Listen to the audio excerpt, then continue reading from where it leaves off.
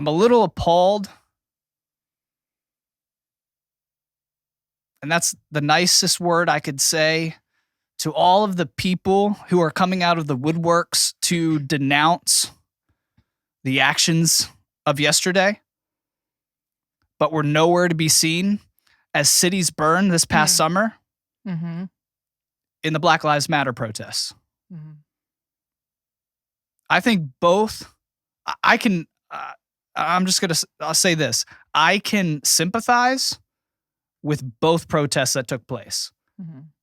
I don't even have to agree with either one. Right. But I can sympathize that people feel a certain way and they decided to take action at first for yesterday in a nonviolent way and for Black Lives Matter at first in a nonviolent, peaceful way.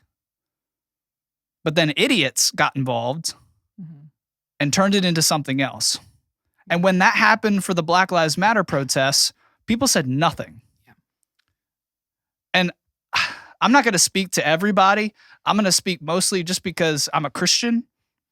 And what I've seen is that a lot of Christians stayed silent because they were afraid. They were afraid to be called a racist. They were afraid, I don't even know what of. Just all the stuff that I guess could come out of speaking up during that period of time. But it's totally fine to speak about these people that were protesting yesterday because they felt like this election was stolen. And honestly, a lot of their claims, a lot of what they are protesting about is justified. You know, it's disgusted me that the violence isn't justified. No. The protesting, I will call, when it's violence, it's rioting. And I will call that when it's Black Lives Matter rioting, and I will call that when it's Trump supporters rioting. You know what I mean? Like, just, but the fact that there are so many people that when cities burned, private property, public property burned to the ground, we have over $1 billion of property damage from Black Lives Matter protests. Over $1 billion. And no one said anything until now. Then everybody's coming out of the woodworks and they're having, I saw like this one Christian band put out a statement and they're like, I had to explain to my kids what was going on, that this was happening in America. And they were appalled. And I was appalled by that post because I know that band during the Black Lives Matter riots said nothing. Yeah. They came out at first and they supported, like pretty much everybody, they supported the Black community after George Floyd. I'm all with you. I did not like what happened there. I didn't like some of the rhetoric that came out afterwards, but you know what? There was a community of people that were hurting and that felt a certain way. Right. And I sympathized with their feelings.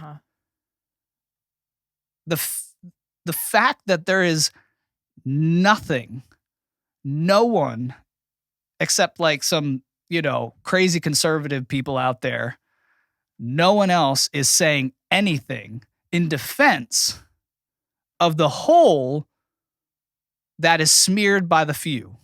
You know what I mean? Yeah.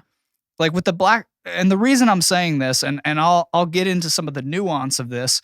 The reason I'm saying this is no one condemned the violence when it started. And it completely destroyed a lot of the movement that was happening towards police reform in our country. The protests were moving people towards actually the senators bringing forth legislation and actually something getting done to resolve some of these issues that we do have in our police departments. Violence is not the answer. No.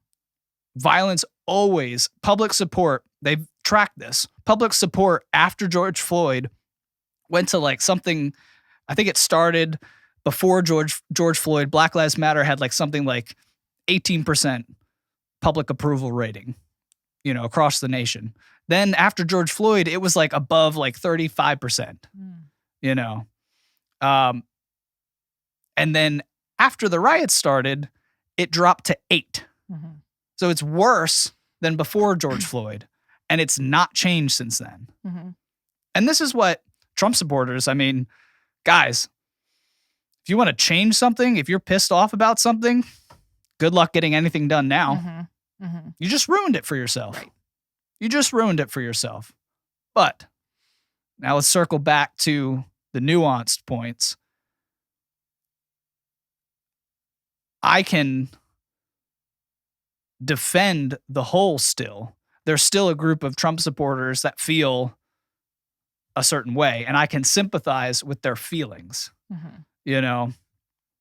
And the problem is let me say this, but I will completely denounce the violence that took place in our Capitol buildings. Yes. So those two things can be true at once. Mm-hmm.